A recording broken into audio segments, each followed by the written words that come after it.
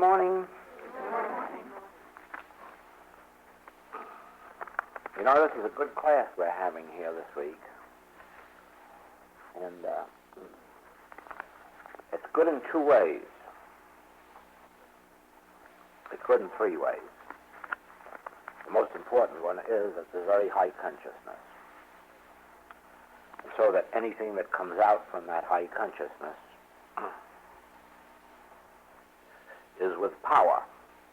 Otherwise, words may come out with no power. But in high consciousness, it comes out with power. Secondly, because the class has developed into the subject of mysticism, it really takes some of the mystery out of that word and out of the subject.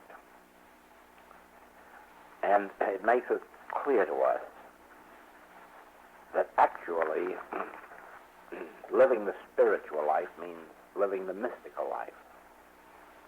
Living the mystical life really means living the spiritual life. And what do these mean? What does this mean? It means actually that we have come to a place in our consciousness where we have seen clearly the entire issue of life. In other words, is there a material, physical, mental power or powers, or is really spirit the only power? Now here is, if you want to call it that, the whole battleground.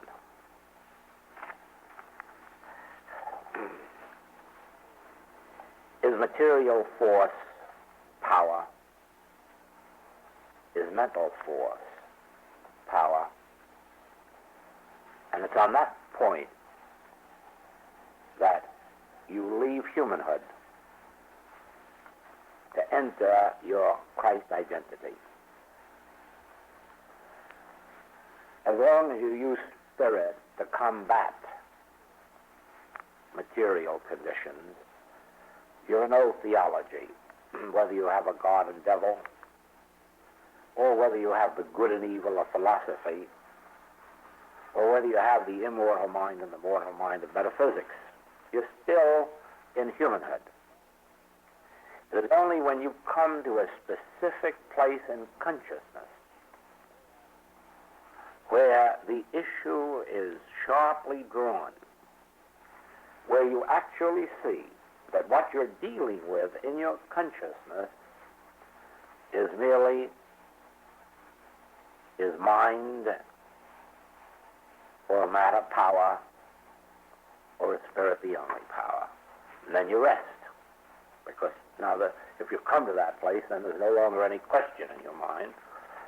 And you know that spirit is the only power, but you haven't yet grasped it to the point of facing the issue with every claim. One person comes with a physical claim, one with a mental claim, one with a moral claim, one with a financial claim. And when you reach this point that this class is at this week, and more especially I'm speaking of those members of the class that have been with us long enough to know, then the issue is clearly defined within you. You're no longer in doubt about what is truth. Such a question now must be nonsensical to you. I know what truth is. It is that there is no material force or power, and there is no mental force or power that is really power. They're only powers as long as we can be made to accept them. Spirit is the only power. Now, I've brought this up many times. You see the proof of this in the fact that all of these black magic outfits, the hexes of Pennsylvania, or the black the evil kahunas of Hawaii, or the aborigines of Australia, none of them can operate unless they can make their people believe in the power of witchcraft. Otherwise, witchcraft just doesn't operate. Now then, it is in the same way that laws of matter and laws of mind, mental laws, can operate in the consciousness of those who can be made to believe them. If you can drill into the public mind hard enough, the stupidities of psychology and psychiatry, you can have them accepted, and then they become the laws unto the people. Anything that you can convince somebody of, even that there's a ghost in the cemetery, or that they can get healed by going to some bones that are in a graveyard, if you can just make them believe it hard enough, you can have an effect in the human world. Now, we, at this stage of our spiritual unfoldment, have come to where the issue is clearly drawn. What am I to do when somebody comes to me with a physical claim, a mental claim, a moral claim, a financial claim? Outwardly, I say, I'm with you. Inwardly, I smile. Is there more than one power? Do you see that? Is there a material force? Well, no. No, I am the only power, spirit, which is the I of my being. But it's the I of your being. That's why I can go away and not have to sit home waiting for you to telephone me. Because it isn't only the I of Joel that's God, it's the I of you, wherever you are. So when I say I will be with you, I am with you every time you say or think I. And therefore I just don't have to sit in one city waiting for the mail to come in or the telephone calls to come in. For wherever I am, you are. Wherever you are, I am. For there's only one I. And so I'm not bound down then, waiting for the call of human beings to tell me they're sick. They'll reach me wherever I am. But so will my realization of spirit alone reach them wherever they are. For there's only one consciousness, and I am that consciousness. Now, just see how simple this makes spiritual living and spiritual healing. It is true that occasionally you have to use contemplative meditation. That is, you have to sit down and, if you like to call it that, reason things out with yourself. Go over some Bible passage or some principle of the infinite way, ponder it, until you come up to the point of conviction. Because after all, the only power is after you've reached the point of conviction, not when you're just declaring this with your mind. So that we do have to sometimes lift ourselves by our bootstraps. We do sometimes come down and believe appearances. I was caught in that last week. A letter came in from a student having marital difficulties, and with quite a story about his wife's conduct. And of course I was very spiritual and very absolute, and I realized quickly that none of that had anything to do with the subject at all, that we were dealing with a spiritual universe and so forth. But the next day I had a letter from her. Of course, her story was entirely different, and I got caught. Because for a moment I thought, uh-oh, it isn't that way at all. But you see, I wasn't quick enough to say it isn't either way at all.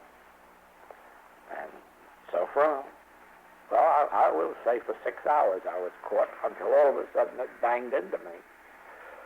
What is this? One of these people right and the other one is wrong? You have to do that too. You'll get caught sometimes. Your human sympathy with a child, perhaps, will make you say, poor dear. But, and it is for that reason that we have the letter of truth. It is for that reason that we have so many books. We can pick up one here and there and catch something and then go back to ponder it.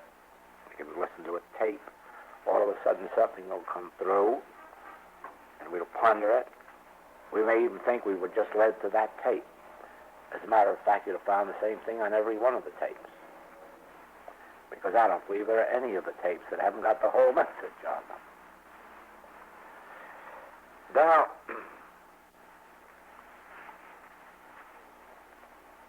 it's true that every tape has some particular thing that may not be in that way on other tapes. But so far as our use is concerned, we'll always find a truth on any one of the tapes or in any one of the books upon which we can hinge our contemplative meditation. But what I want you to see this morning is this. You have no further excuse ever to say, what is truth? Or do I understand truth? Or do I know truth? Because that's all nonsense. You may question sometimes the degree of your realization, but no longer can you doubt what is truth. You know what truth is. The truth is that we're dealing with a world belief of mental and physical powers, and as against that, the understanding that spirit alone is power, not by might nor by power, but by my spirit. The battle is not yours. Stand ye still and see the salvation of the Lord.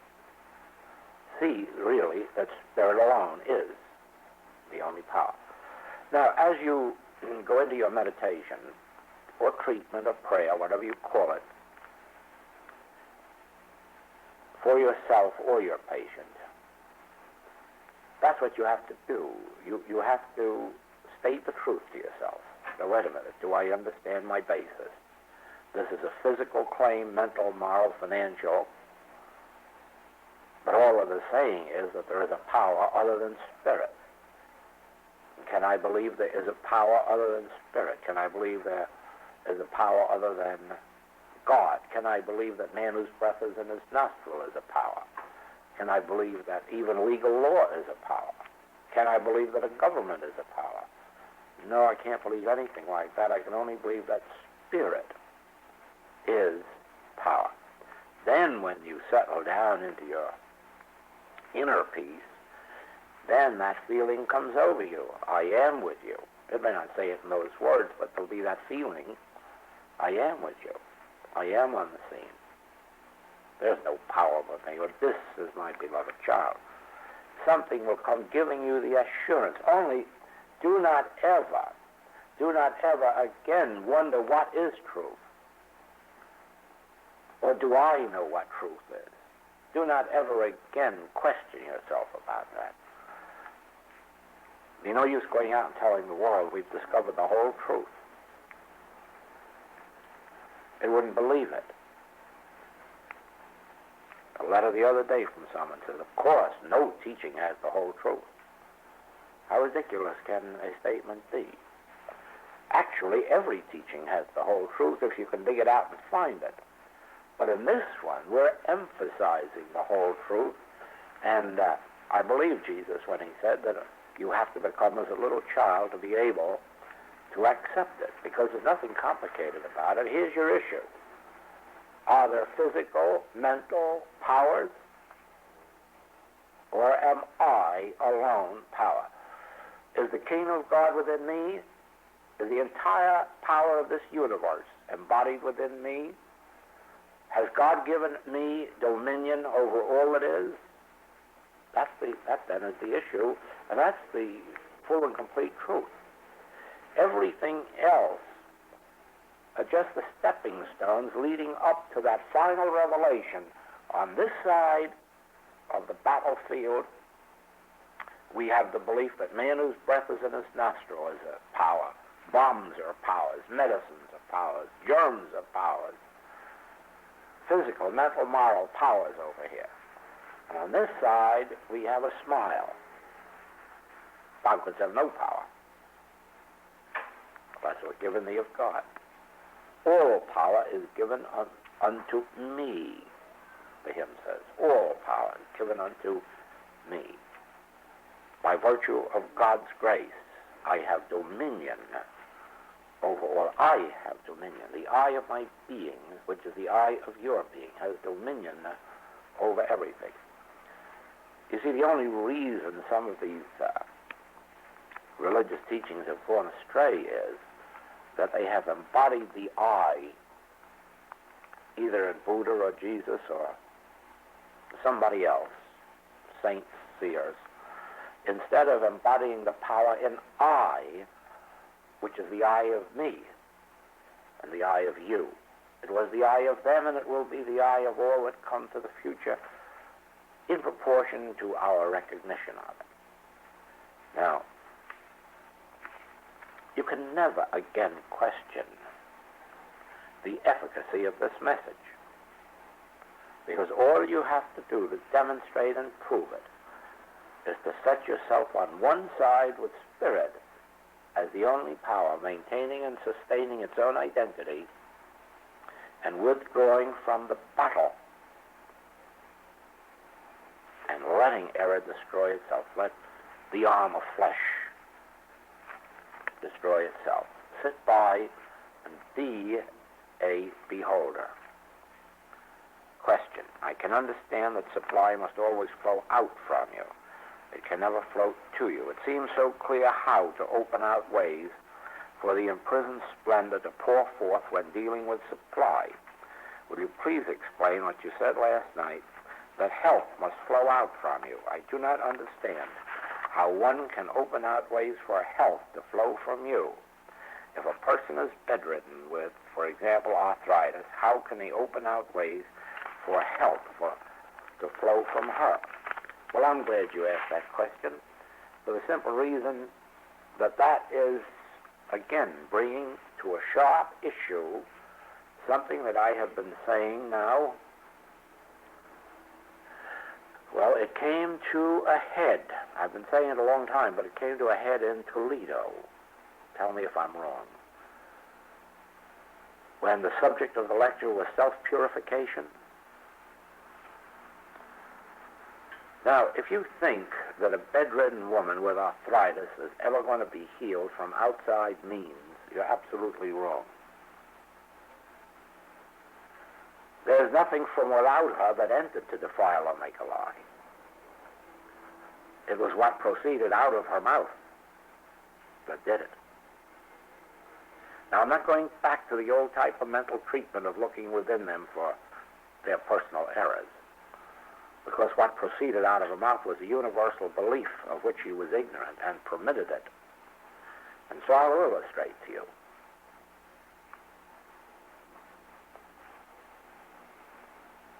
If you yourself completely purge yourself every day, so that you have, and at our stage, remember, we must do this. We must spend at least an hour a day with ourselves. Because if we don't, we have nothing to offer the public. You see, one of the faults of our students, of all students, is that as soon as they hear a little truth, they want to get out on a platform with it. They want to save the world. Everybody else is going to be saved. They haven't been saved. But they're going to save the world. They're going to give this away right away. Now, of course, they've got nothing to give. Words in a book the other people could have found for themselves.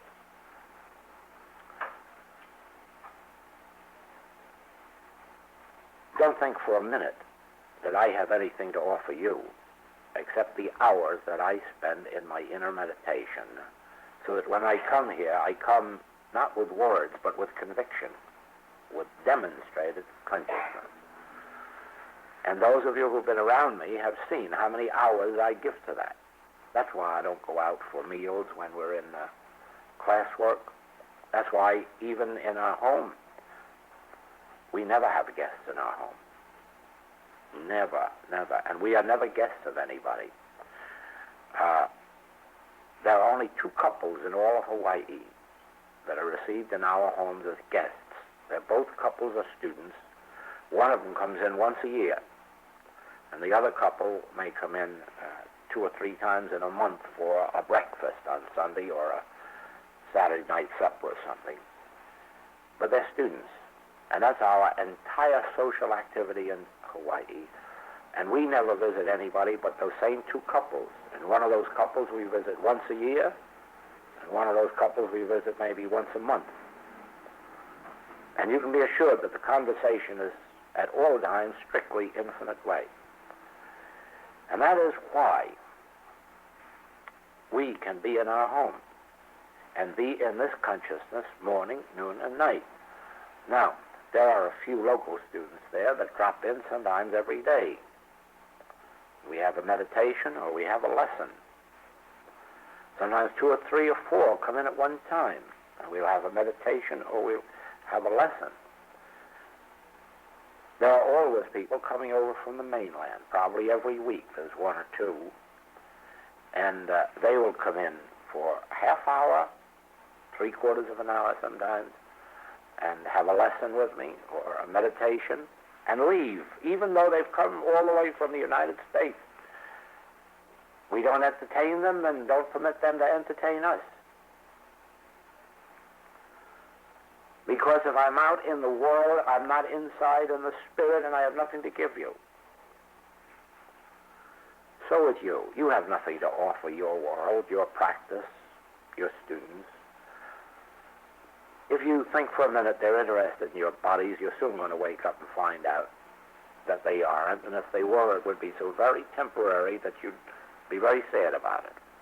Nor are they interested in your mind or what education you had, nor are they interested in the furnishings of your home. Those are all momentary things.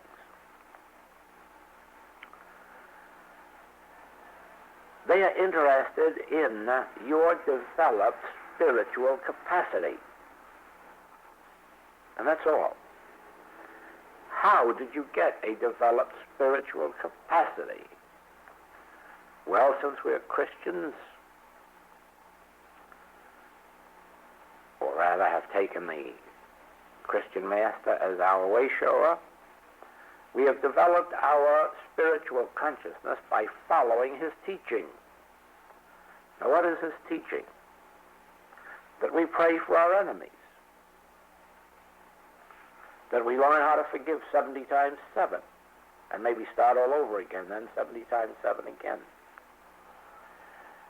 That we take no thought for our own lives. That we serve God by serving man. Whether we visit him in prison, whether we heal him, whether we feed him, whether we comfort him, whether we do it materially or whether we do it spiritually. We have to do a little of each. By praying in secret, by doing our alms in secret. In other words, by negating the self. Every time we pray in public, we're glorifying the self. Every time we give alms in public, we're glorifying ourselves. Every time we sit around just knowing the truth about our friends, we're just glorifying ourselves. It is in those silent hours when we're praying that the mind of the enemy be open to God that actually we realize there is no enemy, because the mind of man is in power. It's only the mind of God. That's praying for him when we know that the mind of man is in power. It's the mind of God. That is man whose breath is in his nostril mind. Now, when you follow out those programs, when you sit in the silence and you say to yourself, I have naught against any man. I realize God to be the life of individual being.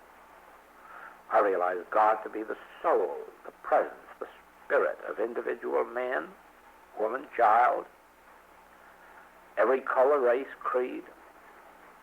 For there is no such thing. Let's see this for a minute. Ask yourself this question now. Is there a God?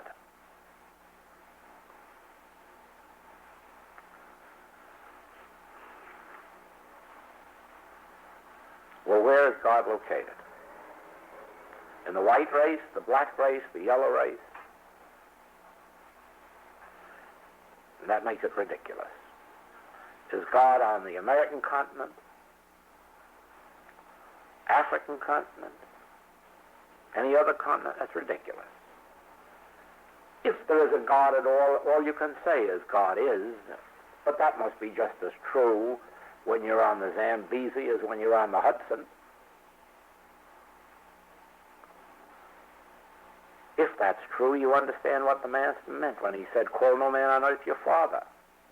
There's only one creative principle. Now what's the use of fooling ourselves? And when you know that inwardly, you're purging yourself of hate, envy, jealousy, malice, bigotry, bias, and you are purifying yourself. Now you can say, I have naught against any man. Now you can say, I have made peace with my brother. I can look all over this globe and I can't find a single person I'm in disagreement with. I can feel that my conscious union with God constitutes my oneness with all spiritual being and idea. And now I can pray, and my prayers will break through to the very center of my being, because there's nothing interfering with them. Now, as I live in that consciousness, I wonder if you think that rheumatism or arthritis can take hold of that consciousness. Is there any rheumatism going out of my consciousness? No, there's life, truth, and love. Now, nobody got rheumatism or arthritis outside their own being. They got it from accepting the world's way of life. One person got rheumatism, another one got cancer, another one got consumption, another one got polio. How? Accepting the world's estimate and having a specialized God over here and having certain brothers and sisters over here and entertaining their world animosities, their world beliefs, or individual or collective, by having a selfhood apart from God, having a God apart from God, having love apart from God. Now, it isn't this lady's fault that she has rheumatism. But if she's ever brought to truth and continues with it, it's her fault, because she can get rid of it. All she has to do is sit down to begin with, you can get rid of it for her. If you are living this life, you have such a clear transparency that with a little patience, no matter how severe the case is, it'll be healed. But that won't constitute any favor to her, because next year she'll come up with a cancer, the year after she'll come up with old age, the year after with something else, because she's going back to her sins. I forgive you, but sin no more, lest the worst thing come upon you. Don't go back to the same state of material consciousness. Now, the material state of consciousness brought on the disease. The belief in infection, the belief in contagion, the belief in weather, the belief in climate. That's the material state of consciousness. That brought it on. So even if you get rid of it for her, that won't prevent it bringing on something else tomorrow or next year. So if she wants to be healed and remain free of disease, that's when she has to open out a way for the imprisoned splendor to escape, and she has to sit down every single day and start to pray in secret, start to do some alms in secret, start to forgive her enemies, start to pray for those who despitefully use her, start to forgive the Germans and the Japanese and the Hindus and the so forth and so on. She has to purge herself of her prejudices against a mother-in-law or father-in-law or daughter-in-law. She has to come to a place where she is no longer hating, fearing, or loving error. She has to come to that place when she is in conformity to the principles taught by Jesus Christ. She has to learn to forgive 70 times 7. She has to come eventually to a place where she can say, I wouldn't care if you struck me dead. I couldn't get mad at you. I'd still say, Father, forgive you. You know not what you do. She'll have to bring herself to the place where all the people who talk scandal about her, that she can just look at them and smile and say, neither do I condemn thee. I forgive you. And I'm going to pray, God, forgive you double. You see, that's purging oneself. And your prayers never reach the center of your being until you're purged. That's the whole meaning of the New Testament. There is neither Greek nor Jew, neither bond nor free. There's only one, and we are one in Christ Jesus. Neither circumcision nor uncircumcision availeth anything. Any form, ceremony, doctrine of the outer plane is nothing.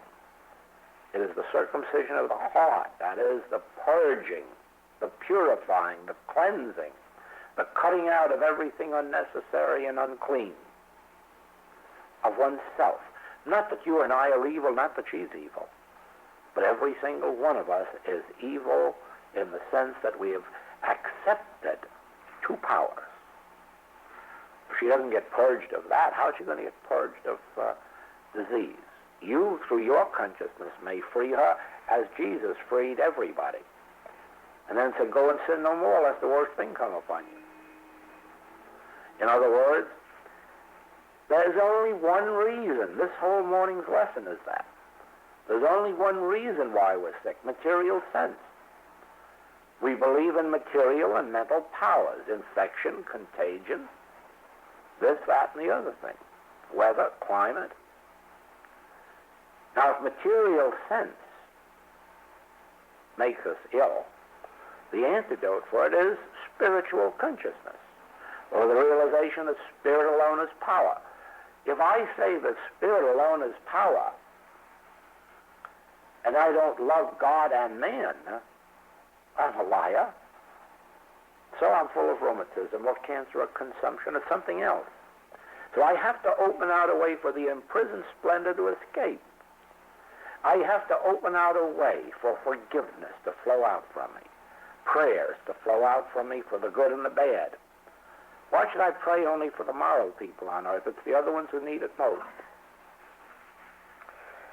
Why should I only pray for my supply or your supply? It's the poor people who don't know how to pray who need our prayers most. Therefore, if I understand the message of Jesus Christ and live by it, if I give my first fruits to God, but remember that I can't withhold them from my fellow man. You can't give to God while withholding from your fellow man. That's a lie. Now I'm opening out a way. Now my whole system is being purged, purified. Disease can't come to a body. A body is really a corpse. It's just dead matter. The only thing alive is one's consciousness. And that's what governs this body. Take consciousness away from the body and the heart can't function.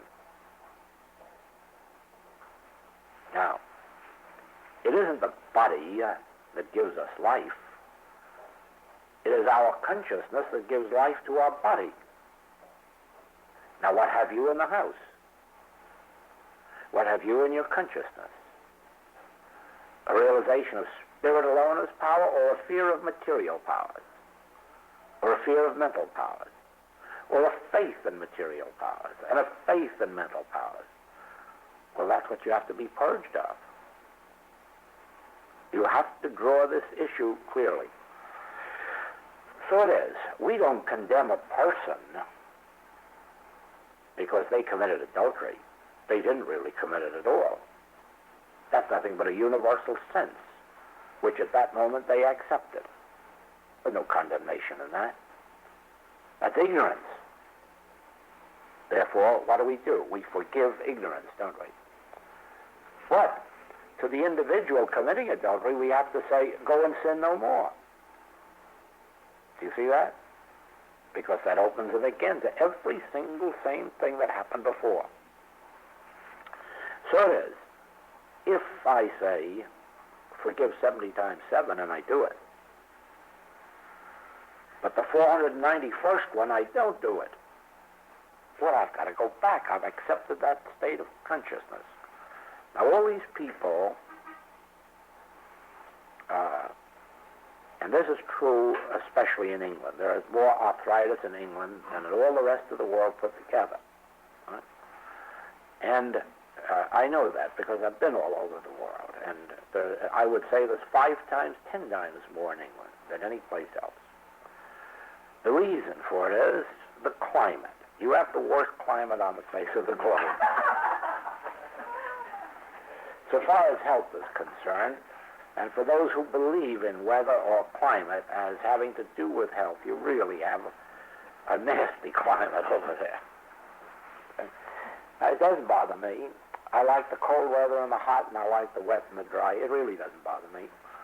But I do know from observation that it's pretty bad. And so the result of it is, all of these people who have been told by their doctors that climate and weather does this, they're all in bed with arthritis and rheumatism. Well, they've seen past generations go to bed with it, and so naturally that's the pattern in their mind. And of course they can stand the British climate until they're 40. It's really after that that they're not strong enough to take it anymore. I mean, that's all the human belief that's been poured into them. Their grandmothers and fathers had it, their mothers and fathers. Of course, they're not going to escape it either. That's the pattern in their mind. But if you can bring to them the awareness that these mental beliefs are not power, and the material weather isn't power, but that I am power, Spirit is power, God is the only power, pretty soon you get them to where there is neither good nor evil in effect. God is the only cause. But then their diseases start to leave the body. See that? Now, the disease never was in the body, it was in the mind. Nobody ever gets a disease in the body. You can only get a disease through taking it in the mind. A doctor came to me in Boston in the early days of my practice. He told me that he was practicing on the very next block to my office, and told me that he had 2 or 3 of his patients that he couldn't help had come to me and been helped or healed. And he was curious because he'd lived there in that neighborhood a long time, but he never really believed that those people across the street were doing what they say. But here he saw it. Could I explain it to him? I said, of course I can't explain it to you in a visit, but I can give you enough to carry away with you, at least to give you a point of thought to begin with. And I said, now here we're sitting in our office, and here's the window, and here's the door. This was in winter. So I said, let's open this window, and let's open this door, and what's going to happen to us? Oh, we're going to catch cold. I said, no, we're not. You are, but I'm not. I said, that's one thing we proved here. You go across the street there, you'll see there are 4,000 people every week, and you won't find 4 of them with a cold. But you go right across the street to that other church where there's 2,000, and you'll see 500 of them with a cold. That's the difference. Now, tell me, why are you so sure that we'll catch cold? The draft. Yes. Where will we catch cold? Well, it could be the chest, it could be the head, lungs, so on. Then you mean that my lungs know that we've opened the door and the window? Lungs? No, they don't know. My chest knows it, my head knows it, my nose knows it? No. Well, how does my body know that that door and window are open? Oh, well, I said, yes. You see, my body has to know it. Now, how does my body know? No, your body doesn't know, your mind knows. I said, well, then you can't catch cold in the body, you have to catch cold in the mind. And I said, you go home and think that one over. Do you see what I'm getting at now? She can't have rheumatism in the body, can she? No. There's no way of the body knowing what the weather is or what the climate is. And more especially if you dress properly, the body doesn't know the difference. You're always at the same temperature, so it can't know anything. But the mind does. Do you see that? And the mind is reacting to impressions. And it's malpractice, it's called. And those impressions have been given by seeing father, mother, grandfather, grandmother, aunt and uncle, cousins. And so why not me? See that? So if this lady is to be healed of rheumatism, she's got to open out a way to overcome the belief that there's power in either belief or matter. And she'll have to accept in her consciousness the fact that spirit alone is power. But that may not be enough, because it isn't only that she's suffering from. There's the universal hates, animosities, antagonisms, which she is building up in her system.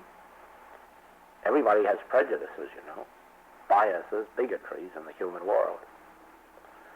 And they're not their own. They're just brought on us. If you happen to be English, you just don't like the Germans or the Japanese or the Hindus. If you're Americans, you probably don't like the Filipinos or the Cubans. And each one has their national prejudices and so forth and so on. We have a man here in Chicago who's still fighting King George, or he was until recently. You don't get those things out of your system, do you see? Now, it all boils down to, is there mental power through belief? Or is there physical power? Or is spirit the only power? And so you'll find that everybody on the earth is suffering from beliefs accepted and entertained, not consciously, but merely by the fact that they're born into the human world. So when you begin to purge them, as I purge myself in my daily work, and as you must purge yourself, and as you must teach others to purge themselves. In the beginning, when you're healing, you don't burden them with this. You take up the burden of the work and give them some measure of freedom.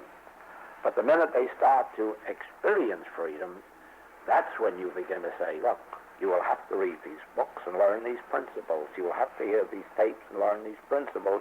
Then you will have to take them into your consciousness after you've learned them and begin to work with them. You will have to sit down every single day and not pray until you have made peace with your brother all over this globe. You will have to learn not to pray unless you're learning to forgive every offense, not only against you, against your nation, your church, against the peace of the world, against the integrity of the world, and so forth and so on. And then you'll find that if I come to my platform, my desk here, and I'm not looking out at you as a male or female, I'm not seeing you that way. And I'm not seeing you as rich or poor, or having titles or no titles. I'm not seeing you for your clothing. I'm not even seeing you for your education. It doesn't make any difference to me. If I sit here and see you as I have been trained to see, as that God constitutes your being. God is the life of you. Now I sit here with no judgment, no criticism, no condemnation, no praise, no flattery. See that? You don't know what it is, but I know what you're feeling out there. I know it. And I know when classes in the beginning didn't feel that way the first, second, or third night, they did by the fourth night, when we had more mixed groups than we have now in our classes. That first night bristled in the classroom.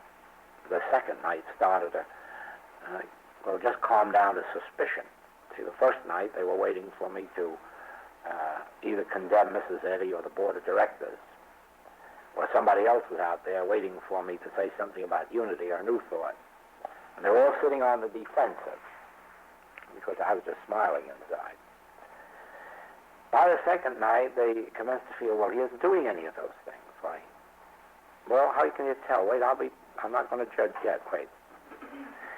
But by Thursday night, that's why in those days we had to have 10 nights for class. The first 4 nights were just spent trying to get ourselves together to be of one mind and love one another. Right? And then after that, the teaching began, and we had 6 good nights. See that? Now we don't have that because most of our classes are made up of people who have read the books, and they already know there's no antagonisms in there or judgments. And many of students who have been through class, and they know by now that I have pets. But my pets aren't just the wealthy people or the prominent people or the titled people. The pets are always those who are devoting their life to this message. See that? And in one way or another, they feel it. They know that they're pets. They know that I'll share anything, give anything. There's no limit. It isn't always evidenced by giving time. I remember one time when Lorraine felt left out in the cold. She made the trip all the way from Chicago to New York to see me and didn't even get an appointment. But she was my pet. I showed it that way. Now, you see, if I sit here, really and truly, with no condemnation and no praise and no flattery, if I have no idea of you as either good or evil, I don't make it my business whether you're robbing banks at this moment or committing adultery at this moment. That doesn't bother me, because I'm not sitting in judgment on your humanhood. I don't care whether you're sick or well, rich or poor, high or low. I am sitting here completely in one way. God constitutes individual being. And my conscious union with God constitutes my oneness with your spiritual being, all spiritual beings. And that's the only part of you I want contact with. Now, you don't know this, but you are not feeling any condemnation or criticism from me. See that? And you're not getting any flattery. So therefore, you're sitting there at peace. If I was sitting here flattering or condemning, you'd feel it. See that? Now, so it is. As you go into your practice, as you go into your student body, you have to develop that same state of consciousness in which you don't care whether your students are right or wrong. You're not judging them. You're not taking part of whether they're sick or well. If they're sick, sometimes you can even see the things that are making them sick, but you're not going to tell them about it because you'd be judging, criticizing, and wouldn't be helping because they can't help it. They can't change. The only thing can change is you can change them by holding them in spiritual realization of their true identity. See that? Oh, that doesn't mean that after they get to be serious students, that you don't here and there correct their line of either thought or their line of conduct, because you're doing that out of the greater experience that you've had before, and you're going to just save them a few steps. They would eventually find it out for themselves anyhow. I did. They would too. But I don't really believe it's necessary for every generation to make the mistakes of the generation before. They do, but they really don't have to. It shouldn't be necessary. The lessons of one generation should be able to go down to the others. In the human picture, they very seldom do. But in the spiritual picture, they can if the student is sufficiently unself to take it. That's the point. I don't dominate students, and I don't control them. But I'm certainly going to give them the benefit of everything I've got. Whether they can accept it and use it, that's up to them. I'm going to give it. Now, here is your patient then. And in this case, it may be arthritis, and in the next case, it may be polio, and in the next case, it may be cancer. And actually, you're not holding him in bondage to that disease, because you yourself are continuously working from the standpoint of, yes, this is just another claim of material power or mental power, belief. And of course, I'm not accepting that. And therefore, you are each day bringing better sense of health to that patient until eventually they'll be completely healed. But while you are doing this, you're also going to enlighten them so that they will know how to go and sin no more. See that? Now, they don't know now. The woman taking adultery did. She knew he meant just don't commit adultery anymore. But when you say to your student, whose sin wasn't adultery, go and sin, well, they don't know what you're talking about. They say, I don't rob banks, I don't steal, I don't defraud. That isn't what you meant. You meant now begin to pray in secret, give alms in secret, pray every single day for your enemies. Search your entire mind from A to Z to be sure that you have forgiven any and every offense of the past, present, or future. Be sure that you never hold any person in condemnation the sins of the past, present, or future. Purge yourself, purge yourself, purge yourself, and you teach them how to do it, step by step, with every one of these principles. Do you see that? You even remove fear from them. The secret of the 23rd Psalm. The Lord is my shepherd, I shall not want. He leadeth me beside still waters. And you bring them back into that atmosphere in which they do rest in the Lord. Do you see that? Now,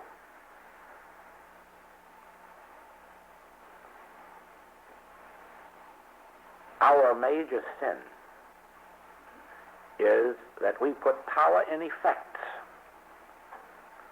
We put power in money as supply. We put power in germs and infection as a cause of disease. We put power in weather and climate as a cause of disease. We put power in so much. Even in our art treasures, we put power in them as if they themselves had the value or the beauty. Whereas we are learning in this work that everything that exists as effect is wonderful for use, for joy, for pleasure, for practicality, but not for putting our faith in them. Our faith is in the invisible, always in the invisible. Money isn't supply. The consciousness of God's presence within me is supply. Money is a symbol of supply that will appear outwardly in proportion to my understanding of the nature of supply as spirit. Therefore, with all I getting, get spirit, not money. See that? In the same way, our faith, our belief, our antagonism is to germs and infection. Therefore, come to the realization that germs aren't power, weather isn't power, climate isn't power. I am power.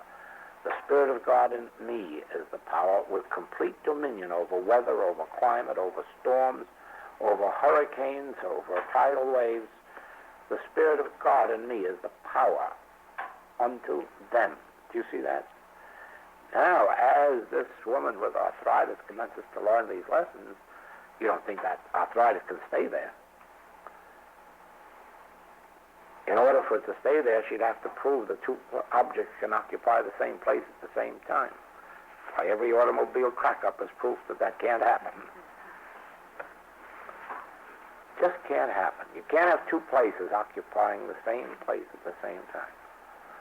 And so we purge ourselves of sin-filled thought.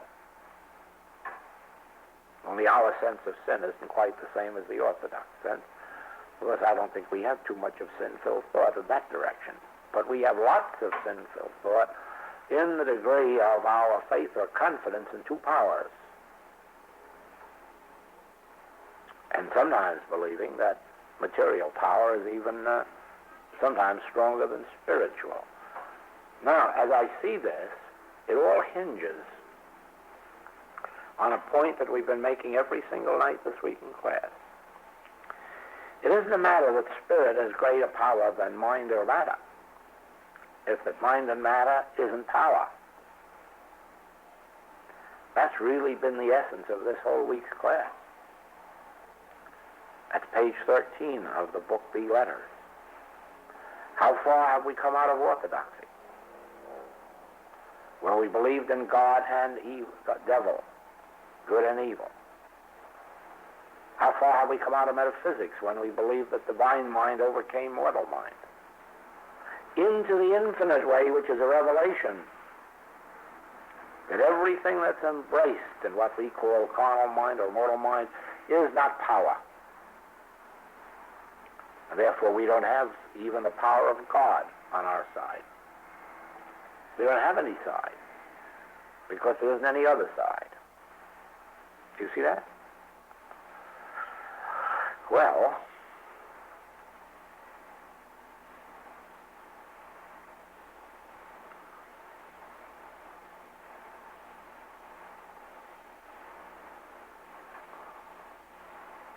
I'm going to say to you, and I hope you will say to those who come to you,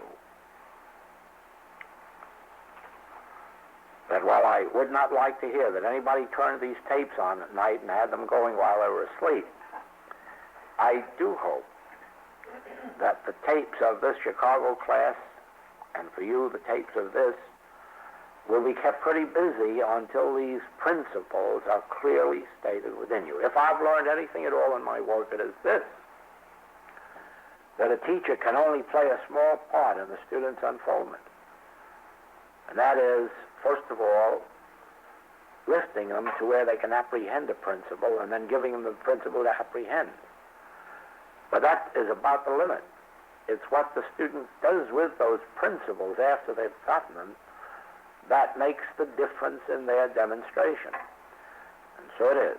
You have seen this week in that Chicago class, you've seen in this in this one tape here, that there are enough in the way of spiritual principles so that you can really say the whole truth is summed up in them. Don't let anybody tell you that we haven't got the whole truth in this teaching. We have all the truth that's ever been revealed in any of the literature there is in the world, and some of it that hasn't yet been written. We have it, but I don't believe that it's going to save the world.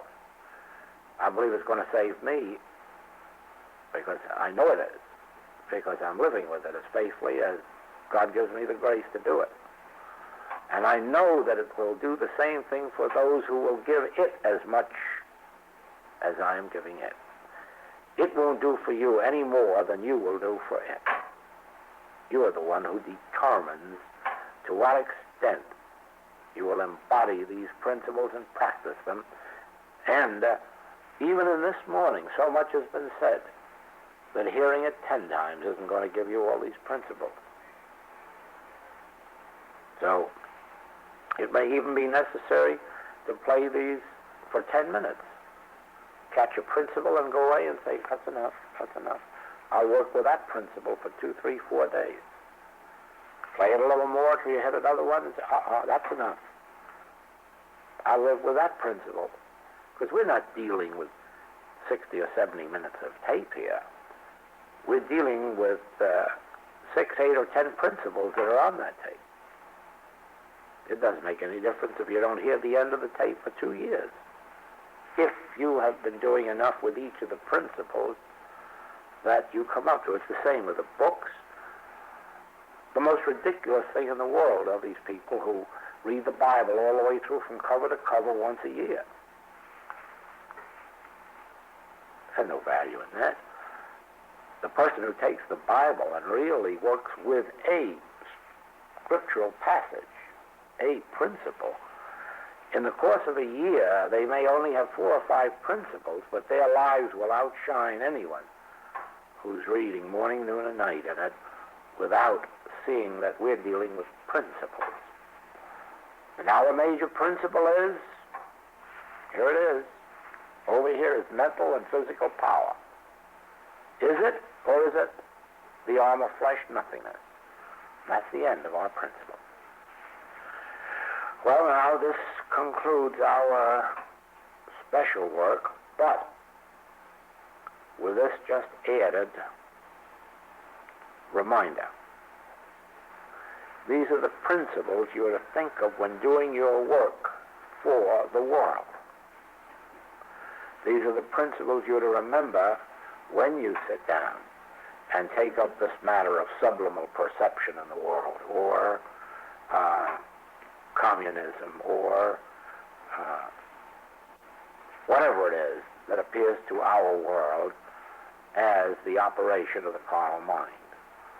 These are the things. Now, you'll be handling epidemic one day. The season comes when there are colds, grip, flu. The season comes for polio. The season comes for hay fever. You are working with these principles on those specific subjects. There are other days when you have no specific subjects in mind. There are other days when forcibly brought to your attention is the subject of totalitarianism or government by man whose breath is in his nostril. There are other days when, it'll be another night,